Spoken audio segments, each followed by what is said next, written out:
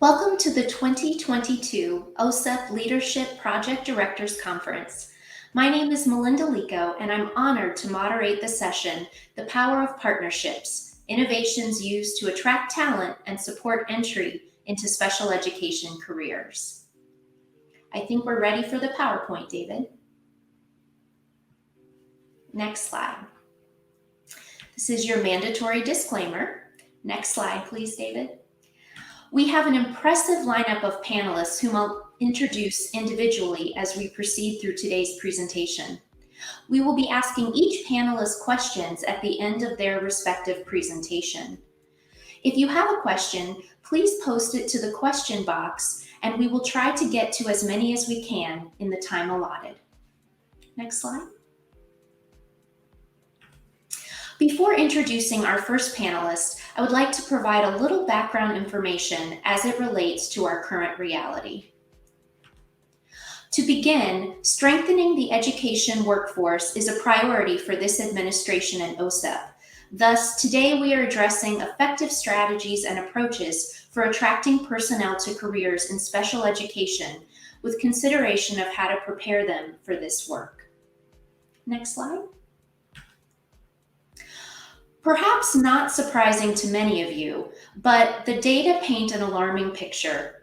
For example, during the 2021-2022 school year, special education personnel shortages were reported by 48 states, including District of Columbia, Northern Mariana Islands, and the US Virgin Islands. Next slide.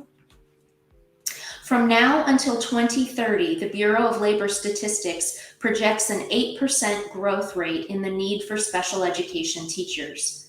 The shortages can be attributed to multiple causes, including declining enrollments in educator preparation programs and individuals leaving the field. Next slide. The shortages are not distributed equally within and across states, however. There are higher concentration of shortages in rural, diverse, and under-resourced regions. So students who are multiply marginalized or minoritized experience even greater educational inequities. Ensuring students with disabilities are served by a well-prepared, diverse educator workforce will require attention to attracting people to the field and then retaining and sustaining them. Next slide. So what should we do to address this problem? Historical approaches to attracting individuals and supporting their early career entry into the field have proven insufficient. We can't fall back to "this is how we've always done it" rhetoric and practice. So in essence, what should we do? Not what we have always done. If we hope to strengthen, stabilize, and diversify the special education workforce, we will need innovation in educator preparation grounded in partnerships, and today's panelists have incredible examples to share with us. First up, I would like to introduce Jessica Giffen. She is a Senior Technical Assistance Consultant at the American Institute for Research.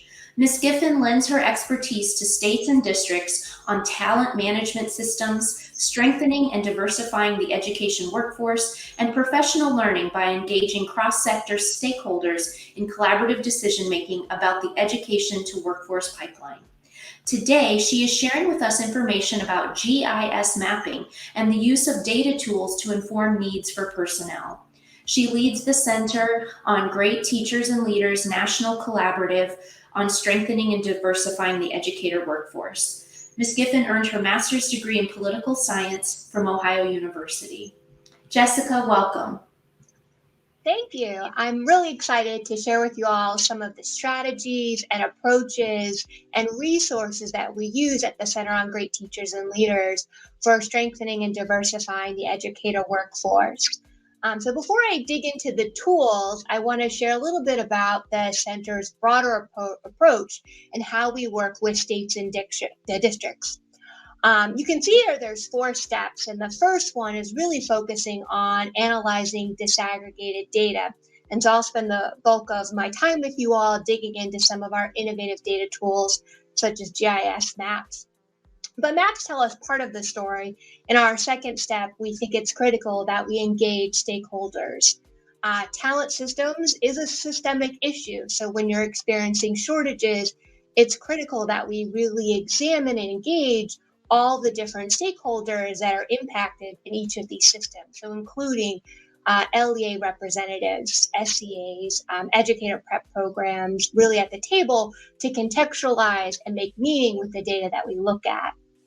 So once we've analyzed data with stakeholders, unpack what it means, identify those key findings, in the third step, we work to unpack the root causes and then select the appropriate evidence-based strategies that are targeted at the right places.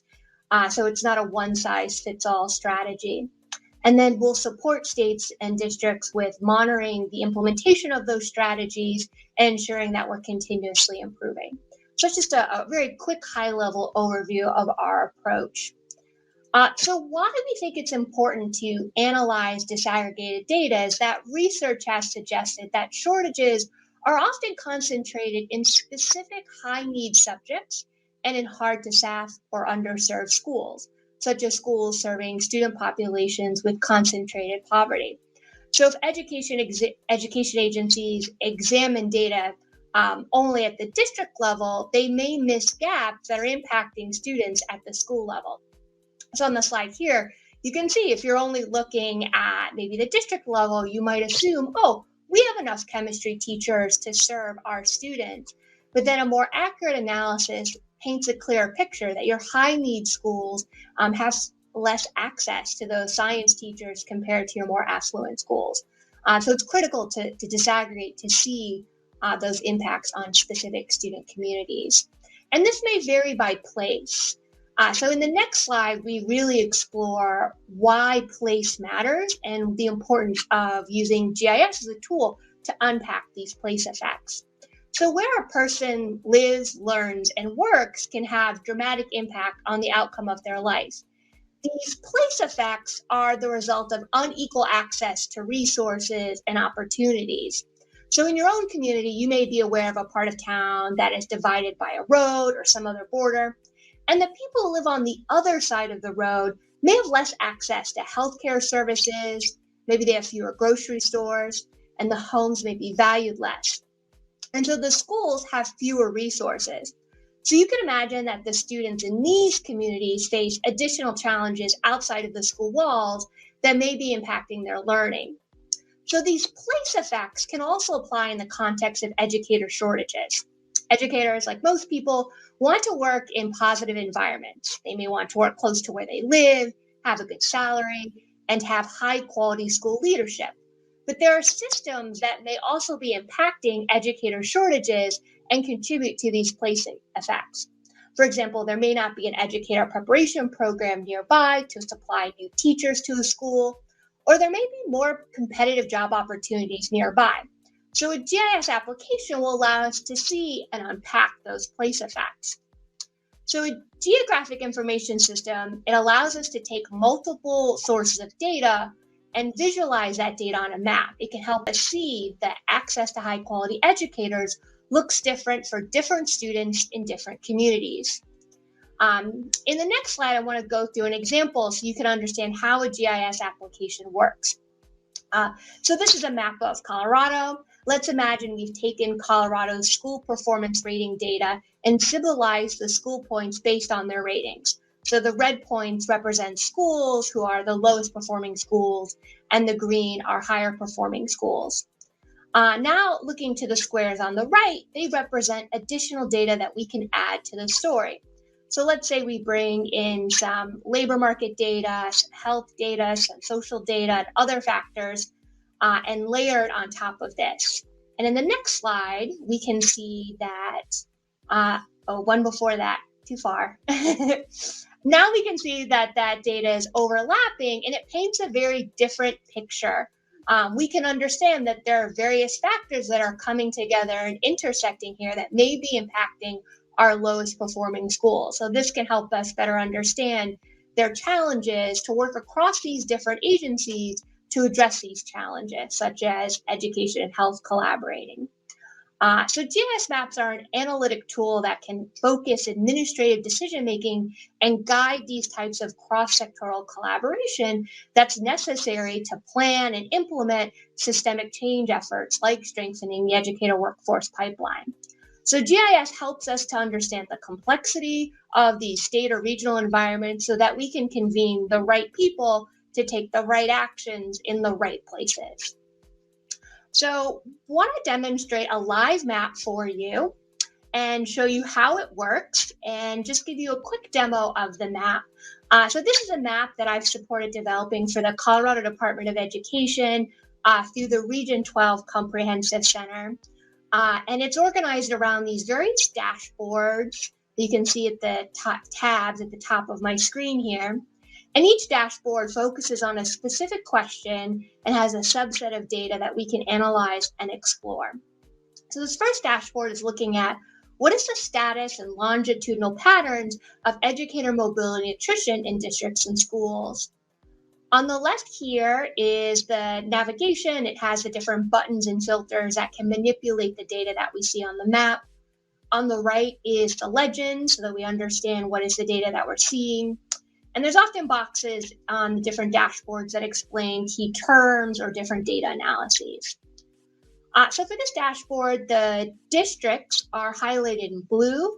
And so the districts in the darker blue color experience greater mobility and attrition rates.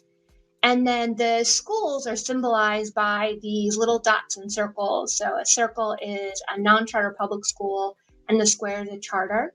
And the darker red color, the more darker red it is, the greater the mobility and attrition rate.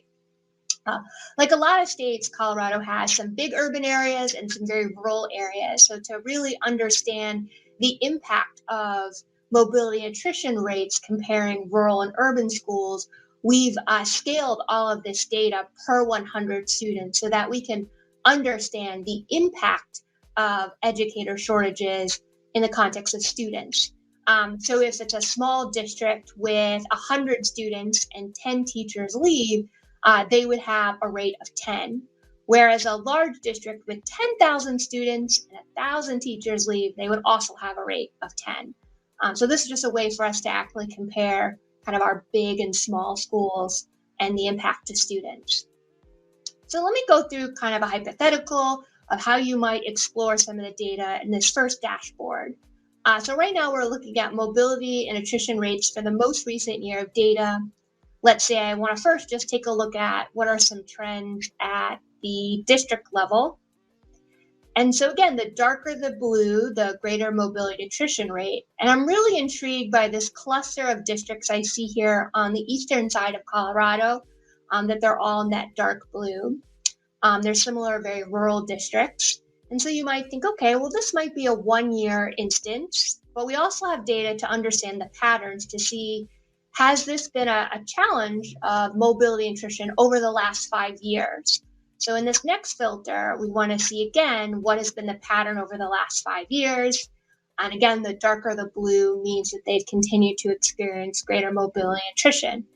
And again, our three little cluster of districts here is in that dark blue. So this is not a 1-year phenomenon, but a trend.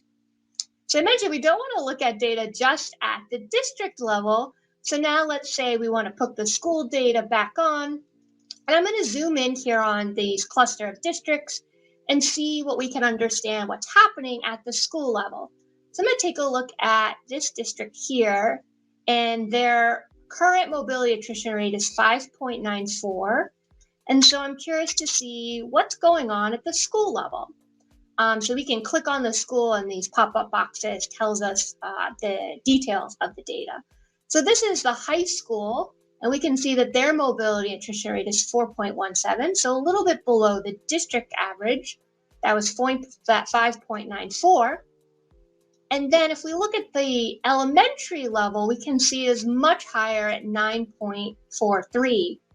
So this paints a clear picture that when we look down at the school level, that there's something happening at the elementary school. And this is where you want to bring in stakeholders or look at some of the other dashboards. We have some data around working conditions. Perhaps the school lost their school leader. Maybe there's a reputation around the working conditions, but we'd want to dig into some more about the why. Why is the elementary school over the high school experiencing greater mobility and attrition? But you can see how this helps us unpack a little bit what's happening specific to place, because this cluster of districts are very rural, very remote. And so some of their challenges could be quite unique compared to Denver, for example, region. I want to demonstrate one other dashboard around the teacher supply. And so in this dashboard, we're really trying to understand the relationship between preparation programs and district hiring needs. So in here, the districts are highlighted blue, symbolizes the unfilled positions or vacancies, and we can filter them by a specific endorsement area or subject area. And then the circles and squares symbolize the educator prep programs. And the larger the circle or square, the greater number of graduates from that prep program in our most recent cohort of data. And we have squares that symbolize the alternative and circles that have the traditional. So if I wanted to see where is there a need for special education teachers, where are there places that have greater unfilled positions for special education, and where is there a supply? So interestingly, this district here, which is West End School District, they're darker blue, so they have a greater number of vacancies in special education. But there is this prep program just north, Colorado Mesa University, that provides special education. So again, we might want to bring stakeholders to understand why, or are there opportunities to create a greater partnership or like a grow your own program that could help the West End District get a supply of special education teachers. We also have data that shows the flip side of this relationship, where we can see where do the graduates from each of these prep programs get hired. So if I want to see where are the graduates from Colorado Mesa University and where do they go? So the darker the blue, the greater number of graduates are going to that district. So interesting enough, our West End district did not hire any graduates from Colorado Mesa University. So again, we want to unpack, is there something with the relationship? Are there no existing partnerships between that district and the prep program, and really bringing those stakeholders together to explore some different opportunities. Again, this is just a very quick demo of the map. Wanted to highlight how it can work. There's a lot more data behind this, but this helps to illustrate how you can use this to unpack place effects to target the right strategies in the right communities. I wanted to just quickly share back on the slides a couple other tools that the Center on Great Teachers and Leaders has, as well as some other data tools. So we have a toolkit around addressing educator shortages in special education that's designed to help lead teams through this collaborative process to help them develop a comprehensive plan to address educator shortages in special education. So it includes a facilitation guide, an online tool that has various strategies, as well as examples from other states and districts and prep programs. And then it has a couple of data tools that I'll preview on the next slide. This data tool can help teams visualize whether a state or region or district is losing special education teachers at a greater rate than the overall population of teachers. So by comparing the slopes of lines for the special education teacher populations can help teams pinpoint those crucial points along the educator career continuum where the gap is expanding. And then on the next slide is another data visualization that we have in that tool, which is a teacher hiring funnel. And this one focuses on the number rather than the percentage of special education candidates or teachers, again, at each step of the educator pipeline. And so this lens reveals the steps in the pipeline that results in the greatest attrition of special education teachers. So again, you could really focus in on those strategies in the places where you're starting to lose more of those teachers along that continuum. So that's just, again, a quick review of some of those tools, the educator shortages and special education toolkit and the teacher hiring funnel. And those tools are free and available on the Center on Great Teachers and Leaders website. So I'm ready for any questions. Thank you so much. That was so interesting. We do have some questions from the audience. The first one is if you could just share a little bit more about how are the data collected to populate the GIS tool? Yes, great. So I was working with the Colorado Department of Education through our Region 12 Comprehensive Center. So the vast majority of that data comes from the Colorado Department of Education. They actually make quite a bit of their data publicly available on their website, but we did a few data requests directly with them. And then we've layered some other data from the census. So we have some labor market data so we can look at to understand is there, let's say, more unemployment rate, right? As we're trying to understand perhaps one of our shortages is because there are more job opportunities in other industries and fields, or looking and comparing salaries. So we do have some census and other data sources, but the vast majority comes from the Colorado Department of Education. Great, thanks, Jessica. And then I was hoping you could just share maybe anecdotally. I mean, as I was watching, I just was so intrigued by, I mean, the amount of data, and I could just imagine you could sit for days and weeks, looking at different cross sections and all of that. But have you seen any particular trends that really would speak to, our audience here in terms of like some really high level findings that you've come across that seem to be consistent in terms of when you disaggregate data by geographic location, some surprising or really interesting trends that you've seen? It could vary by state, and that's sort of the point, that there is no one size fits all overall trend. I think we tend to make assumptions that, oh, this is the reason why we're experiencing shortages. But I'm working with a bunch of different teams in Colorado that comprise districts, educator prep programs. And when we look at their region, it's very different. So, like that cluster I showed on Eastern Colorado, their trends, many of those districts, it's a one school district. And so the challenges they face are going to be quite different from Denver Public Schools, where you're really disaggregating by school. So it really isn't a one size fits all.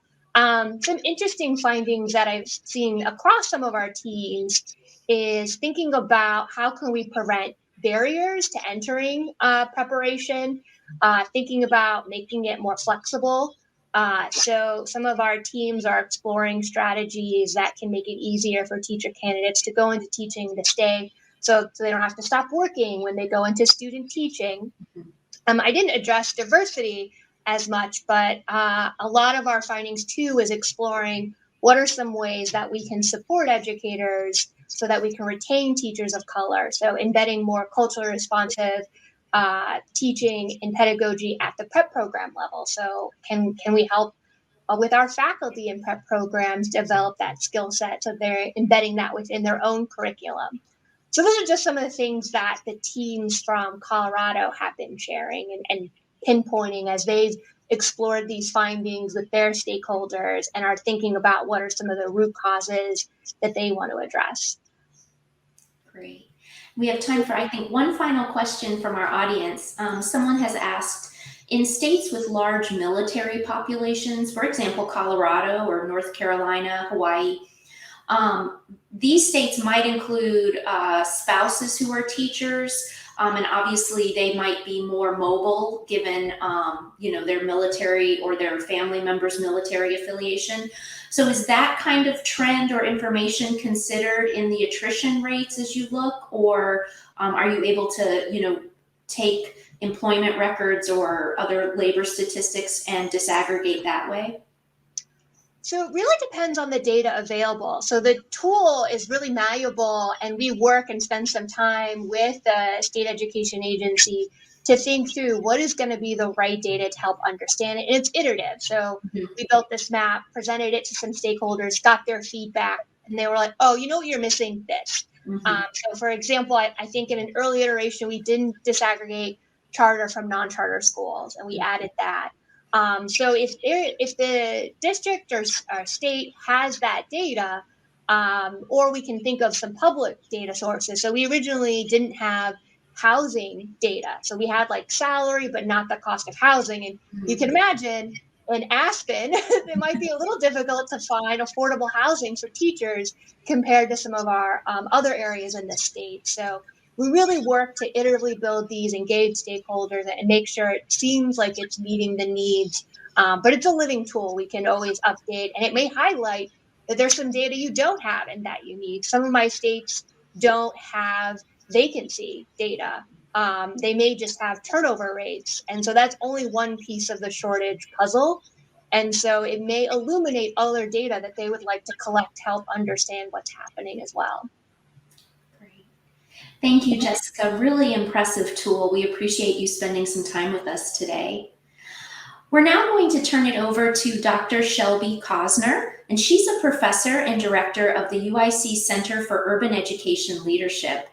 She's an expert on continuous improvement, leadership for improvement, the preparation and development of educational leaders, and the improvement of educational leadership preparation programs. She researches and supports the development of educational leaders in settings throughout the globe. Welcome, and we will turn it over to you. Good afternoon, everyone. It's exciting to be here with you to talk with you about innovations that can support the work within your program. Although the work that I'm presenting is about leadership preparation, everything that I'm sharing has direct applicability to work that would be happening related to special education teacher populations. But for today, I'll be sharing with you work that we've been doing in Chicago to strengthen the principal pipeline. We've been doing this at the University of Illinois at Chicago in partnership with the Chicago Public Schools. So you can go ahead to the next slide. As I begin to talk about the work that we've been doing, as background, the University of Illinois at Chicago has been in longstanding partnership with Chicago Public Schools over about the past 20 years. In that partnership, we are working to support principal preparation, their transition into early career principalships, and their development across their career span, with a goal of strengthening the Chicago Public School principal pipeline. Today, I'm going to be talking about one area of our continuous improvement work. And although we've worked in many areas to strengthen our preparation program over time, today I'm talking very specifically on work we've been doing to diversify that pipeline so that the Chicago Public Schools has a principal pipeline that mirrors the student population in Chicago. That work, as I said, has been done in partnership. There are two entities at the University of Illinois at Chicago that have collaborated closely. I'm a faculty member and historically have been a director or a leader of the program that is a preparation program at UIC. We call it the EDD program because it's a doctoral program for principal preparation. That program has been supported for almost a decade by the Center for Urban Ed Leadership. The work that I'm sharing with you today has been done in collaboration between the center that I now lead and the preparation program. The center has been important because it houses our data system. In our very last talk, you were really hearing about a data system that was being deployed across the state level. At UIC, we've developed a data system that we use within our preparation program. That data system is something that lives in the center that I lead and that we use in support of our program improvement. So to the next slide. As we started to think about improving our program at UIC, we first began by developing an impact logic. And I would imagine for your programs, such an impact logic would be useful. We began by thinking about the program experience would appear on the far left side and thinking about the different elements of the program experience that would need to happen in order for candidates from that program to be licensed and to ultimately, on the right side of the diagram, move into leadership positions in Chicago Public Schools. So from our perspective, the impact logic tells us about the elements of the program that need to be working well on the left side, and then the elements on the right that we want to impact. We want to, for example, diversify the leadership pipeline, meaning we want to ensure that the individuals that are being placed into leadership positions in Chicago Public Schools mirror the student demographics of Chicago Public Schools. You'll also see that we want to have those leaders impact the organizations that they're serving. So as we continue to think about the impact logic, we're interested in making sure that the leaders that are trained at UIC not only go on to gain a job in Chicago, but they're able to help their organizations become stronger school organizations. They're able to produce stronger student metrics in those schools, and ultimately that those leaders are retained in those positions over time. As we begin to use this logic model, though, it helps us to think about the kinds of data that we need to collect in order to determine whether our impacts are being realized.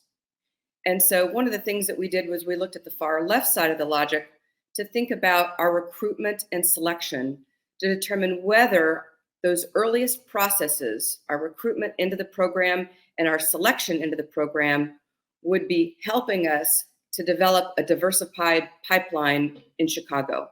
We're going to look at those two areas and some data-based examples to help you to see what we were learning and how we responded to strengthen the pipeline. Next slide.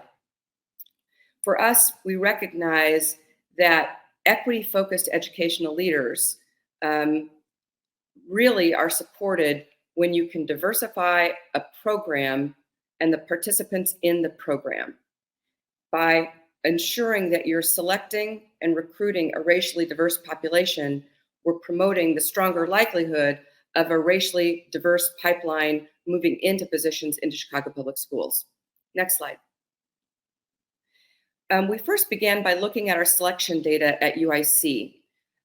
We collect data to help us to understand who we're selecting, and we do so across a variety of categories. One of the categories that we're looking at on this slide would be the racial demographics of the students we're selecting into our program. We've been collecting these data over about 20 cohorts, and in the first row, you'll see our cohorts 9 through 14. As we looked at those cohorts, we were accepting about 55% of our students. But if you look to the right, you'll begin to see racialized discrepancies. For cohorts 9 through 14, we were accepting or selecting almost 70% of those students. And that contrasts to 46 and 53% of our students of color. At that point in time, we then began to work to disrupt what we were seeing as a racialized problem. And you can see on the bottom row that in cohorts 15 through 19, after we took action, we've eliminated those racial disparities. You can now see that we have very comparable rates of selection across those three demographic groups. Next slide, please. As we did that, we paid attention to disrupting some things that we had historically been doing in the process. You'll see now that we have an on-campus interview day. We enhanced our interview protocols, and importantly, we trained all of our assessors. We identified very specific measures for assessing our candidates so that we were ensuring that we would use those measures consistently as candidates were being interviewed. We included equity-focused attitudes and commitments as a part of what we were looking for in our candidates. There's a lot of detail about our work to eliminate some of our racial bias, and that can be found in two briefs that appear on my center's website at urbanedleadership.org. Now let's transition to the next slide. Interestingly, we eliminated problems in our selection, but we took a look back at our recruitment process, who we were actually recruiting before we even made selection decisions. And when we looked at that, we recognized similarly some problems. Initially, we looked at cohorts 15 through 19 in our program, and you see that in the very top row. And you'll see that we were initially recruiting about 52%, almost 53% white students, but many fewer students who were African American or Latinx. We first looked at those data in comparison to the CPS, Chicago Public Schools, teaching force. And while you can look at those data and see similarities in terms of who we were recruiting based on the CPS teacher demographics, we can, if you look at the very bottom row, you'll see that we have notable differences in the CPS student demographics. So even though we're in some ways somewhat mirroring the CPS teacher force, we are in no way mirroring the CPS student population. And that's our aspiration. We want to recruit in a manner that looks consistent with the CPS student population. So collecting these data and analyzing helped us to identify a second problem that we wanted to begin to act upon. The next slide. So as we began to act on recruitment, we partnered with Teach for America to create a program called Aspire.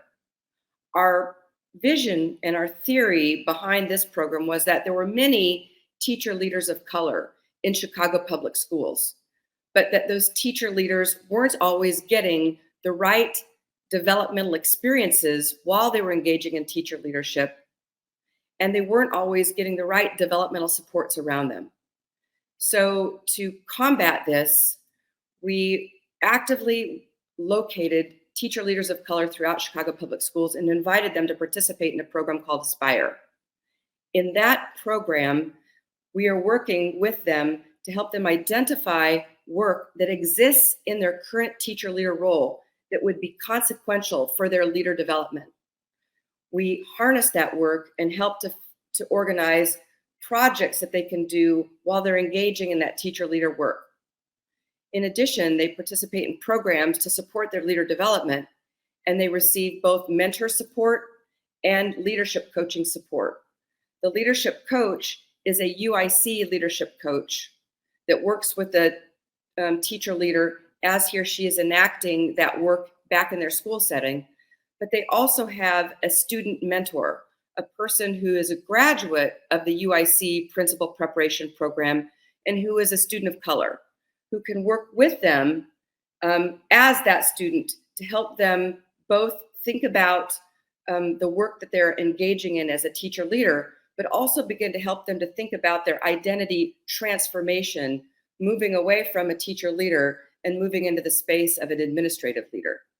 We also, through the Aspire program, provided a small stipend so that should they be then interested in applying to our preparation program, we would pay for their application fees and a small part of their first year tuition if they were accepted into the program. So for us, what we've recognized at UIC is that, number one, it's very important that we develop a logic model that identifies the kinds of things that we want to impact so that we can begin to think about the data that we want to collect. For us, it meant designing a data system and then bringing in data so that we can run queries that help us to find patterns of problems that we can act on. And after we've used the data system, we've then had to take actions to either change processes, like changing our selection process, or starting new innovations like the Aspire program that begins to work with teacher leaders long before they come into our UIC preparation program so that we can strengthen the diversification of the students that are both recruited into our program and selected into our program. Next slide. Now we're ready for questions that you might have about work that we've been doing at UIC. Thank you, Dr. Cosner. That was wonderful to hear about the Aspire program and the impact logic that you did at the very beginning. I think that would be so helpful for other programs. One question we received is, we'd like to hear your thoughts, although I think other people probably experience this conundrum also, and that is when recruiting or developing leaders, as your presentation showed, it's often that it's high quality teachers going into these leader programs. And so how do you balance recruiting them to become educational leaders and principals while not exacerbating the teacher shortage, because then they're leaving their teaching position to go into an administrative role? So if you have any thoughts on that, the two sides of that equation. Yeah, I do think that it becomes really important to have conversations so that you're working, for example, with your district partner. Our district partner is the Chicago Public Schools, and we have ongoing conversations with senior leaders in Chicago Public Schools to understand their workforce and to understand their workforce needs, so that we are actually working in collaboration with them to support their needs. So I would want to make sure that work that you're doing is done in conjunction with a partner, so that you're thinking about how you're bringing people into particular roles. For us, there are many, many teacher leaders in Chicago Public Schools. What we're wanting to ensure is that in our work, that teacher leaders of color are being brought into administrative positions in the same degree as white teacher leaders, for example. But having those conversations with Chicago Public Schools, looking at the data concurrently with Chicago Public Schools, and making decisions about programming like the Aspire program, for example, but doing so in conjunction with your district partner would be important, because you could be having that conversation at the same time that you're thinking about your high quality teachers, your high quality teacher leaders, your high quality school leaders. Great. Another question that we have that relates to what you just said, I think, with keeping in partnership with, again, for you, Chicago Public Schools. But as you were first developing your logic model, who were some of the stakeholders that you included and collaborated with as you planned that out? And or who might you recommend that our audience members keep in mind if they were to go about setting up a team to develop a similar logic model? That's a great question. When we were developing our logic model, the first thing we did was we started by thinking about, as an entire program, what were the things that we wanted to impact. So every faculty member in our program, our leadership coaches that are parts of our program, were a part of that initial conversation. We have a formal partnership with Chicago Public Schools. And because of that, it meant that various individuals in senior leader roles in Chicago Public Schools were engaged in looking at our logic model and helping us think about things that should be included in it. We also included our students, the aspiring principals, in shaping our logic model. And we included graduates of our program in helping us think about our logic model. So I think if you think about a variety of stakeholders, people who are part of your program, the partnership districts that you're serving, and everybody that operates within your program would be individuals that I think you'd want to engage in having that conversation about the kinds of things that you're wanting to impact. Great. Thank you so much for joining us today and sharing. We really appreciate learning from you and everybody at UIC. Thank you so much. Thanks. Now we're going to hear from Lisa Barron. Dr. Barron is a professor, associate dean, and director of teacher education and partnerships at Austin Peay State University. Welcome, Dr. Barron. Thank you. Well, I'm very excited to be here to share with you some of the exciting work that we're doing at Austin Peay, which is located in Clarksville, Tennessee, just northwest of Nashville. In the first slide, you're going to see some of the strategic goals that we established with our partners. And every single thing I'm going to talk to you about during this part of at least my presentation is about our work with our school district partners. We recognized with them that we were facing a crisis when it came to special education teachers. They needed more teachers in their district. We needed more students in our program who wanted to be special education teachers. Bottom line, we just were not preparing enough to impact the teacher shortage that our districts were facing. We also wanted to, with our partners, increase diversity so that the students were being taught by teachers who looked like them. We wanted to, again, focus in on special education teachers that we could produce, but also other areas such as math and science in particular. And we wanted in this program to provide wraparound support, knowing that sometimes education, higher education in particular, just the way it's designed, presents a lot of barriers. And we wanted to try to take away some of those barriers, provide wraparound support. And we wanted to provide a program to candidates, to teacher candidates, at absolutely no cost to them, and it be an accelerated program. So instead of a 4-year program, that they could get a degree and a teaching license in the state of Tennessee in 3 years.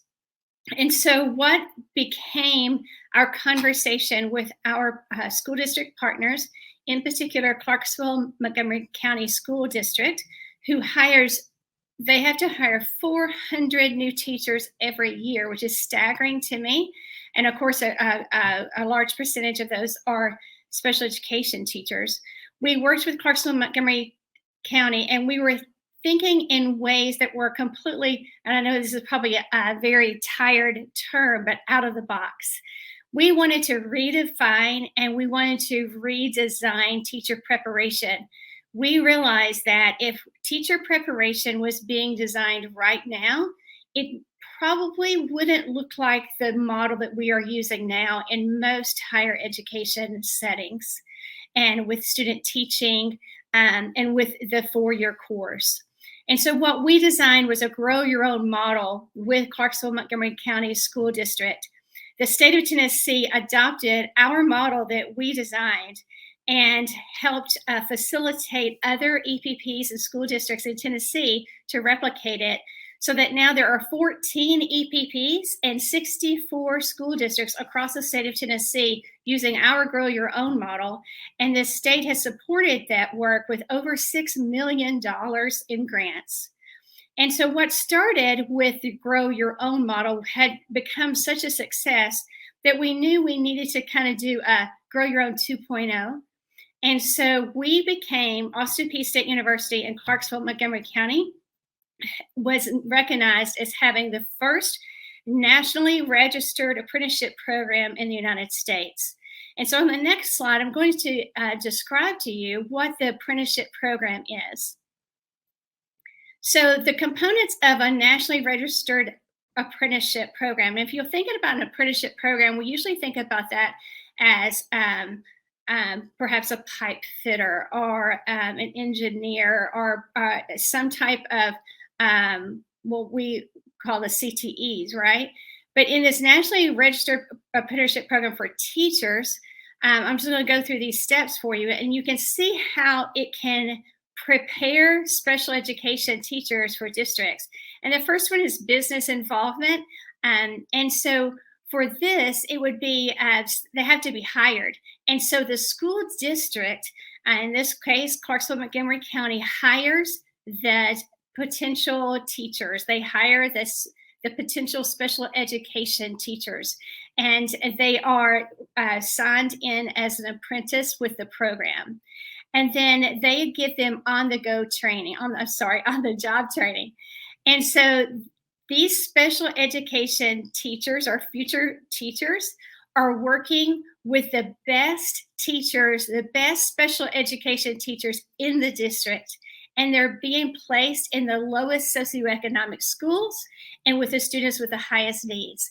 What we find with many of our teachers, well, there's two things. When we have our student teachers, typically they don't want to work with our lowest socioeconomic schools. They want to work in the suburbs with what they could conceive or perceive as being the easier students perhaps to work with. And then what we see in the school districts often is that the teachers with the highest level of expertise and the most years of experience are also being put in the suburban type schools, those higher performing schools, and the lowest socioeconomic schools with the highest need students are often getting those fresh graduates from a teacher prep program. So it was very intentional to place these students, these apprentices, with low socioeconomic schools, students with high needs, working again with the highest caliber teachers we had in the district. And they intentionally moved those teachers to those schools. They paid them a stipend to move to those low schools and to become a master teacher, working alongside modeling for these apprentices what it means to be a high-performing special education teacher, so that every day our apprentices are not only seeing good teaching take place, but they are teaching alongside. So they're getting on-the-job training as a special education teacher, along with a K-5 teacher or math or science. And then the related instruction that you see in number 3, that is provided by our university, and sometimes by they do their first 2 years or first year and a half with community college, and then they come to us for the next year and a half. But they are responsible for 120 hours of coursework, just like anybody else that graduates with a teaching degree. And they are responsible for taking praxis exams. They have to pass EdTPA. They are held to the same GPA standards, to the same grade standards that any of our graduates are. And they have to take the same courses at the same level. It's not watered down for them. But since they're teaching all day, those classes are offered in the afternoon and evening, and they're in a hybrid. Sometimes they're online, sometimes they're face-to-face and combined with online. And then there are rewards for their skill gains. Those apprentices are hired as paraprofessionals, so they get the same benefits as far as medical, dental, all of that, and they are given a salary. And then they have competencies that they must complete, and that is part of being a nationally registered. These are requirements from the U.S. Department of Labor, that once they reach a certain level of competencies, they have to be guaranteed a pay raise, and they know in advance, if I reach this level of competencies, I will get so much more an hour. And so throughout their program, they are working toward those competencies, and they know with the competencies, they will also get a pay raise. They are also guaranteed at the end of the program a guaranteed job. We have students that are first apprentices, are actually the second cohort of apprentices, are graduating August the 5th from Austin P at 10 o'clock in the morning. And then that afternoon, they are having a open house at their classrooms and meeting the parents of their new children, of their new students that they're going to be working with. And then the 5th one on this slide is the credential. And so that, again, is part of the USDL requirements. And of course, the credential is that they will be a licensed teacher. They will be dual licensed in either K-5. I've got another slide that'll show that too, K-5, but all of them will be at least licensed in special education, because that was one of the non-negotiables. They had to have a license in special education. And so on the next slide, I'm going to talk to you about how we designed the program, maybe more specifics. So where do we get these apprentices? Where do we recruit them from? Many of them have been paraprofessionals in special education settings. So they are used to working with special education students. They have a passion for them. They know their needs. They have the experience. They just don't have the teaching credentials. Some of them are high school graduates, and that's teaching as a professional, as the TAP is that acronym. And high school graduates that they know they want to be a teacher. Some of them we recruit from the community. We have open recruiting, and we send out information, media information about that, to ask them to come if they're interested in this program. So some of them are bus drivers in the school district. Some of them are janitors. We even have a mother-daughter pair that the mother has gone through the program. Now her daughter is going through the program. So there are many, many people in our community that want to be teachers, that want to be special education teachers, but there are so many barriers to them getting that degree that they just think it's not possible. And so when we look at the special education teacher shortage, perhaps it's not that there's not anybody who wants to be a teacher. Maybe it's just we have not provided the pathway that they can go on. And I'll give you an example of that. This past year, there were over almost 200 people applied to be an apprentice for only 75 spots. Over 200 applied for those 75 spots. So there are people that want to do it. They, like I said, they just, because of life or circumstances or age or they just lack of finances, they cannot do it. So for the academic part, they will attend a college, university courses in the evening. Everything is provided for them, tuition, fees, and textbooks. They have absolutely zero cost. They are employed in the school system to work as a paraprofessional for at least 3 years. And that's after they graduate, they give 3 years back. Most of them, because we're recruiting from the community, they are very upfront that they will be there forever. That's where they're beginning their career. That's where they want to stay. And then the outcome is that they're going to earn a living wage, full benefits, no student debt, and they're hired in the district. So the next slide shows you a little bit about how we have designed different cohorts depending on the need. Clarksville Montgomery County is a large school district, and so they have, and you can read those, all the different cohorts that they have going: elementary special ed, middle school science special ed, middle school math special ed, elementary special ed. The rural school districts perhaps financially cannot support as many, and so what they've combined, and they may have 1 or 2 apprentices from each of their districts, but again, special education is part of it. Next slide. And so how could you replicate this model? The first thing is establish the partnership. You have to have that relationship with a school district, relationship with an EPP, and determine who's going to be responsible. What are the needs? What is the timeline and goal? And then think about program size, budget. As I said, if it's a small district, perhaps they cannot do 50, they cannot support 50 apprentices, but perhaps they could start with 1 or 2. And remember, some people want to jump straight into the apprenticeship program because there's some federal dollars with that for funding, but it starts really with grow your own. And then even before that, it starts with partnerships. So if you think about it as a level, it's partnerships, and then grow your own, and then apprenticeship.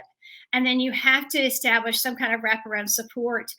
You have to know that some of these students are going into this program perhaps 20 years away from having done any schoolwork, and they need more support in doing college level work. Okay, next slide.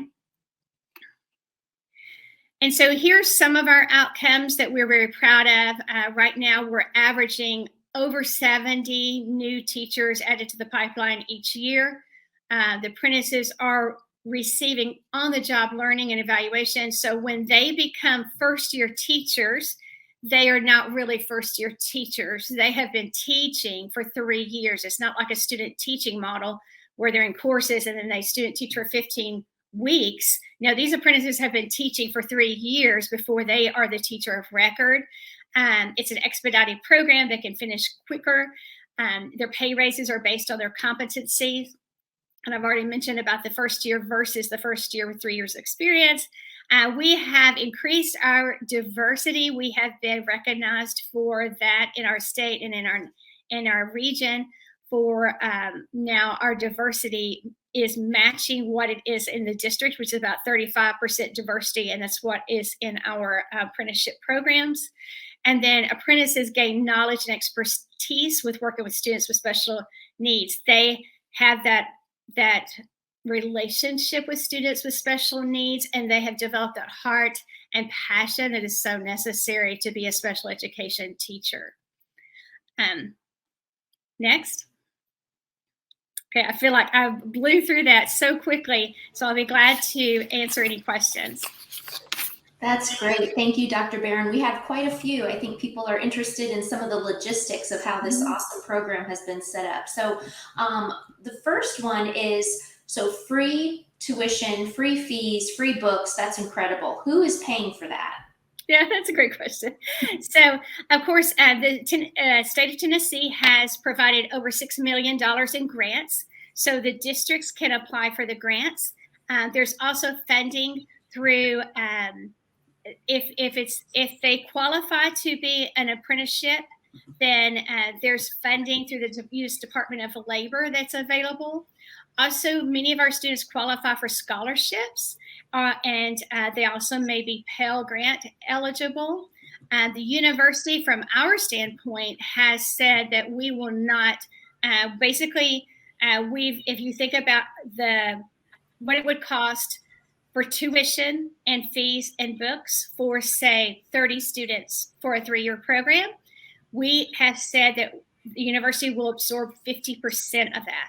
So then 50% of that is the responsibility of the district, and they have done that through, like I said, funds, grants, things like that. Great.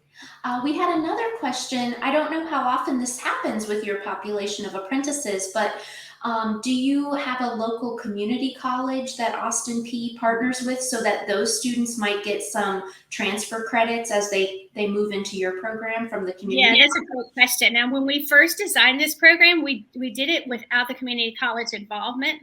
And there was a lot of things that came out with that. First of all, it's for a college of education standpoint, it's easy for us to say we're going to offer these in 8-week classes. They're going to be at night. They're going to be online. But for us to tell the math department or the chemistry department, hey, we want you to offer these classes, this special group, and it's going to be in the afternoon, all this, they weren't just super excited about that. And in higher ed, we don't have a lot of power to, play with that.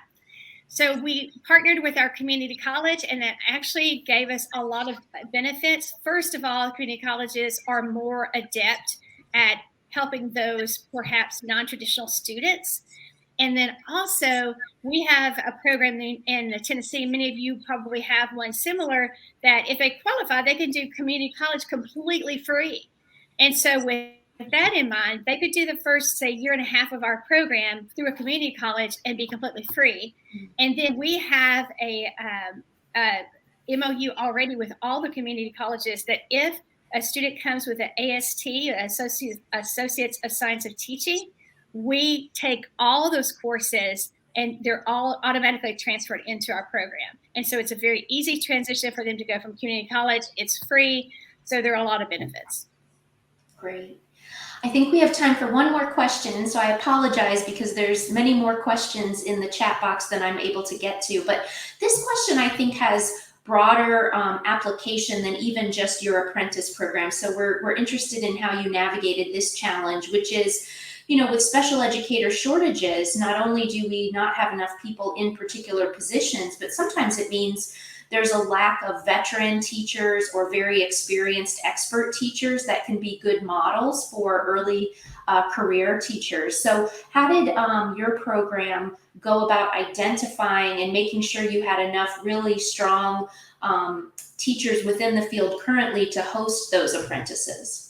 So the district did hard recruiting of those master teachers in the district. And like I said, many of them were out in the suburbs in what they perceived as easier schools, paid them an additional stipend of $5,000 a year to move to those lower socioeconomic schools and serve as a master teacher. And what that does also, it provides incentive for other special education teachers in the district, because it provides them, it's almost like a step ladder of promotion, because they say, if I can excel as a special education teacher, and if I can show the district that I'm performing well as a special education teacher and getting results, then I will be eligible to move up, and it gives them a pay raise. So it's an incentive also for those teachers that may not have been recognized yet as high performing to do what's necessary, so then they can, many times we think the only way to increase the pay as a teacher is to go into administration, when there's actually another way, and that is to be a master leader teacher. And then that helps also. And then the benefits of that, of course, are the students with the highest needs now are getting a master teacher, plus they're getting an apprentice. So they're, in addition to paraprofessionals that may already be there. Thank you so much, Dr. Barron. It was a pleasure to learn all about the hard work that you've done there at Austin P, and we appreciate you sharing this great program with us. Thank you. Thanks. Our final panelist is Dr. Margarita Bianco. and she is an associate professor in the School of Education and Human Development at the University of Colorado, Denver. She is also the funder and director of a very innovative program that she'll be sharing with us today about called Pathways to Teaching. Welcome, Dr. Bianco.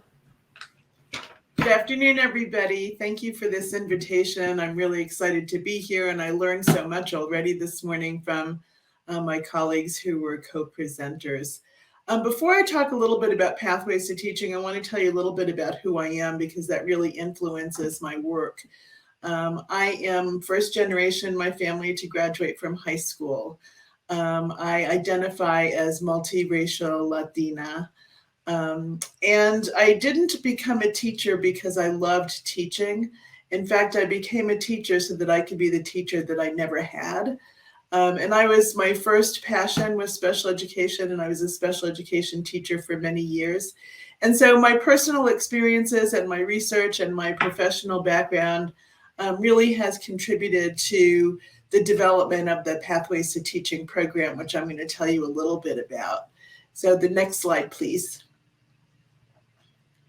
So Pathways to Teaching is a grow your own program designed for high school students, in particular for high school students of color. One of my initial intentions was to develop a grow your own program to really encourage students like the younger me in terms of becoming a teacher. So high school students get college credit for taking the courses. We have 3 courses, and that totals for 9 credits that transfer into undergrad teacher prep programs. And when students successfully complete those 9 credits, we offer a paraprofessional certificate so that the students, so really we're closing that gap and really looking at the Grow Your Own program from high school students becoming paraprofessionals, and while they're paras, taking their undergraduate courses leading to their teaching license.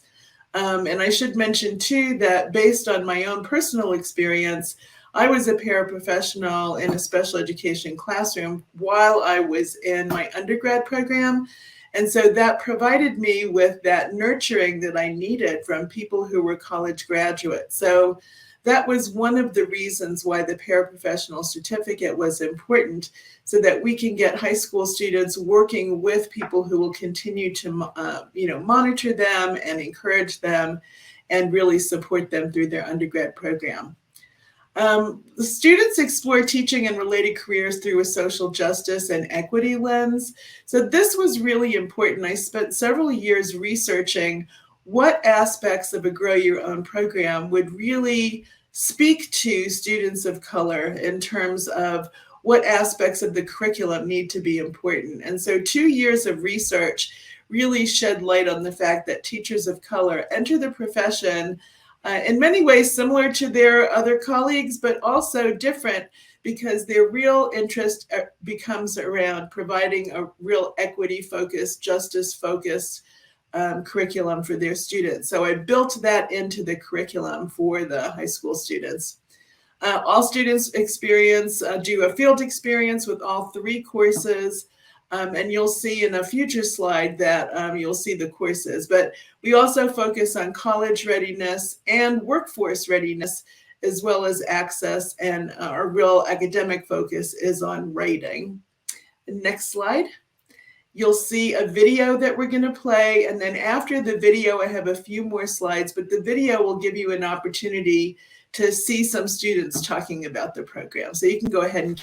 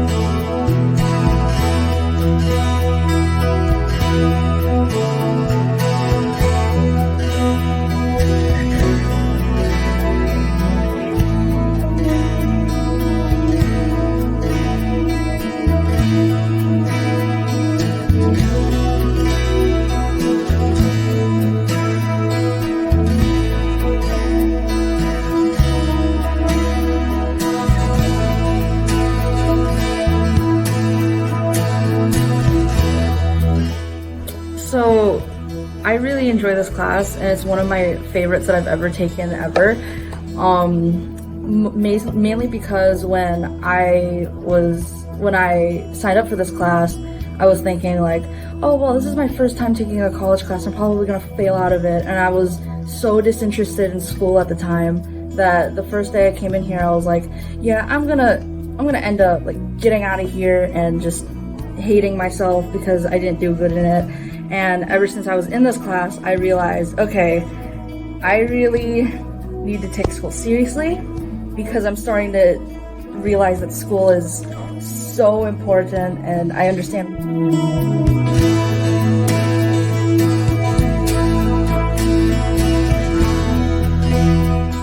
You know, part of what I want to do is I've never been inspired to be a teacher by another teacher of color, partly because I have like very few of them, but I want to be the teacher of color that, you know, like, oh, we need more teachers of color in the workforce, so it's like, You have no idea hey, how join much I me. love you right now. I'm tired.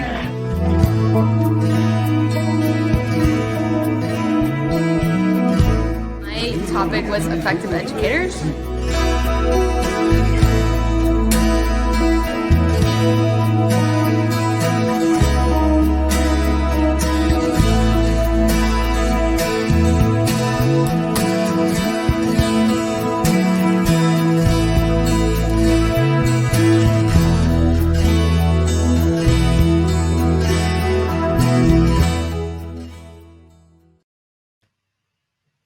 Thank you. So for anybody who's interested in a copy of that video, please reach out to me and I'm happy to share that with you.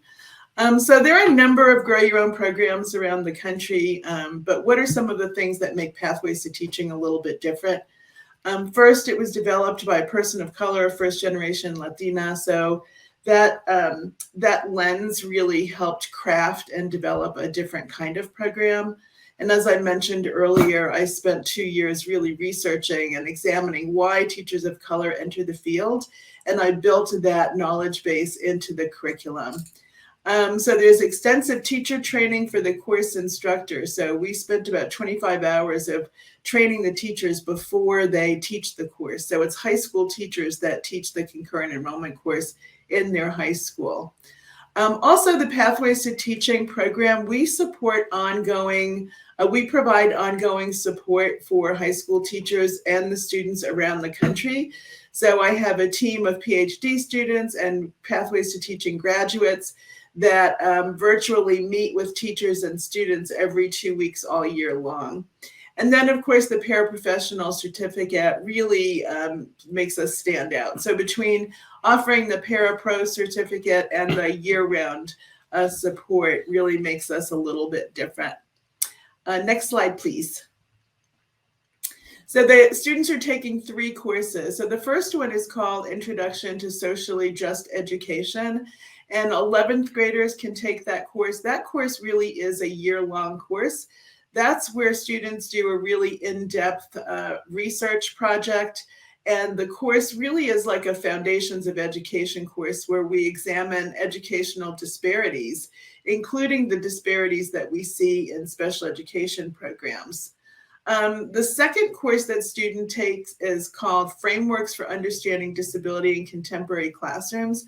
It's actually a course that I teach at the undergrad and graduate level at CU Denver, but we've modified it for high school students. And that course, again, allows students to understand the skills and the knowledge that they need to be effective paraeducators and future teachers for students with identified disabilities. But we also critically examine the field and ask questions around why, for example, why are many students of color overrepresented in receiving special education and yet underrepresented in gifted programs? And so we can really unpack some of the state and national data around that. And then the third course is Language Development of Multilingual Learners, and that's a semester-based course. And that one really starts to look at ESL methods and helps students be prepared to be paraprofessionals in classrooms where there are a lot of multilingual learners. Next slide, please.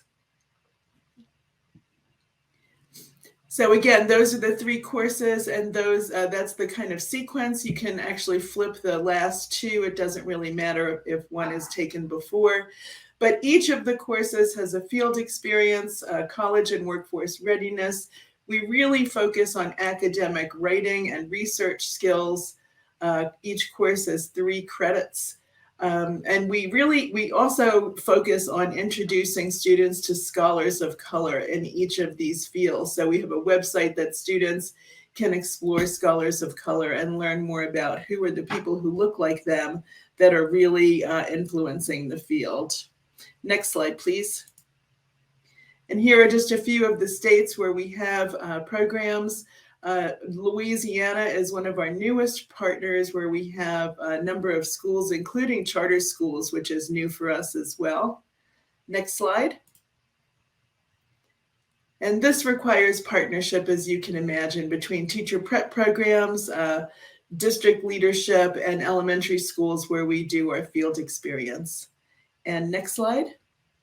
And if you take out your phones and take a picture of that, I've provided a folder that I've cultivated a number of resources, not just around the Pathways to Teaching program, but articles around how best to diversify your teacher workforce. And I believe that's it. And we have time for questions, I hope. Thank you very much. Thank you so much, Dr. Bianco. We do have a first up question, and that relates to tracking the impact of this program on retention in terms of students that have gone through your program. Have you been able to collect data on whether they have stayed within the field, what their long-term needs might be, etc.? Yeah, that's a question that I get asked all the time. So part of my challenge is, and if anybody has some solutions, I am really all ears, but because of increased privacy laws that are happening around the country and within schools, it's really hard for me to track students once they graduate from high school. So even though we've had more than 1,500 students go through the program, it's been very difficult for me to track them in terms of where they're going for undergrad programs, what their final major is, where they end up. I have anecdotal data from students who have stayed in touch with me from around the country, but because of privacy laws, districts aren't even able to collect data around where their students are going.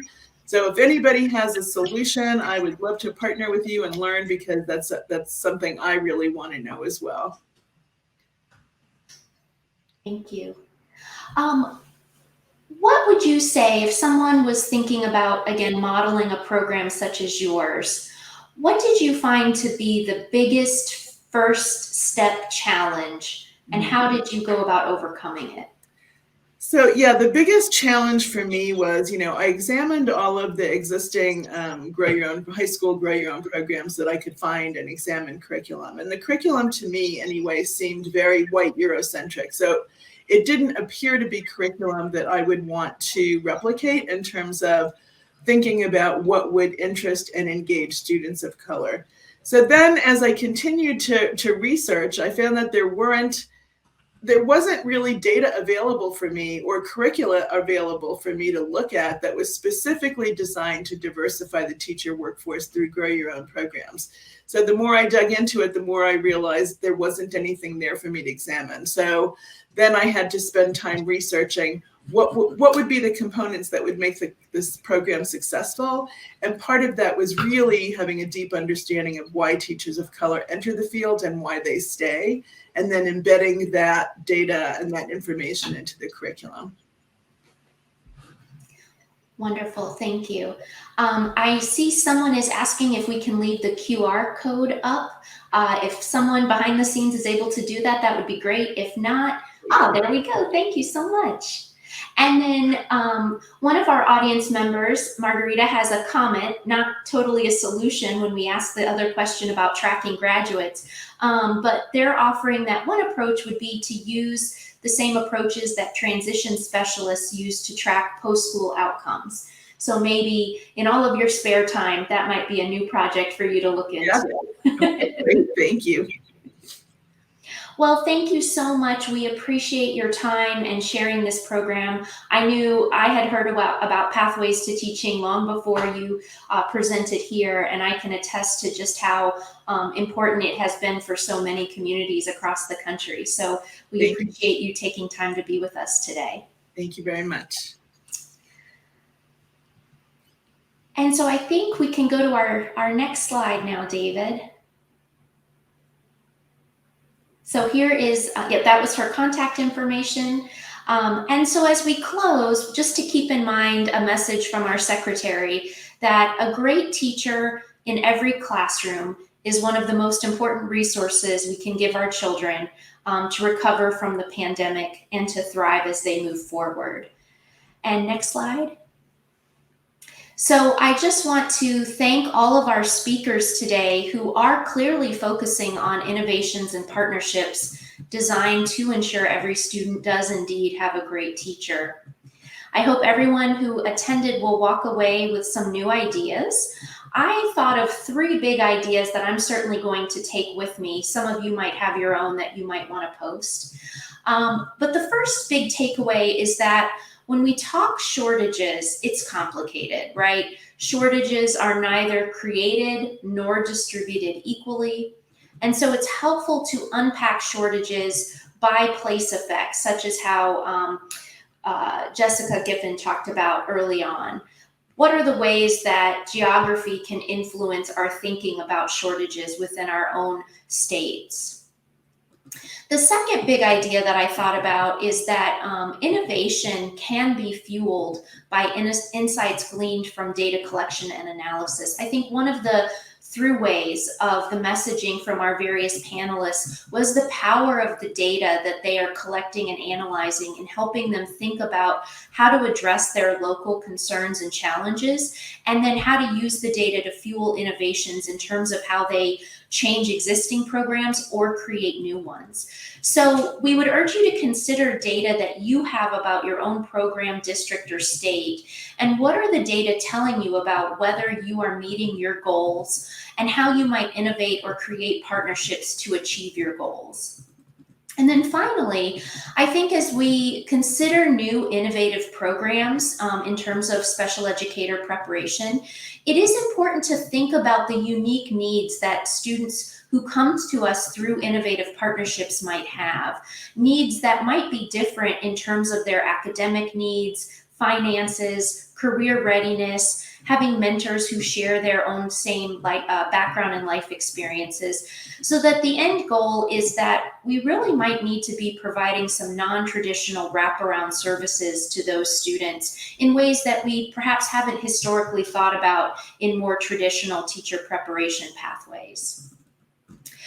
I do want to let you know that this conference presentation and affiliated resources are going to be archived and made available at a later time through our OSEP partners.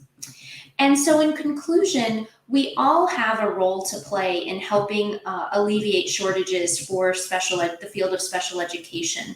Whether you're a faculty member, researcher, state director, program coordinator, or any other stakeholder, including our very important practitioners, it's time that we all focus on action and think about the ways that these powerful partnerships and innovations can help us work to find solutions. Thank you so much for taking time today to be with us and our panelists. I appreciate all of their insights and time for sharing that they've shared with us today. And we very much appreciate everyone who's helped make this panel possible. Thank you so much.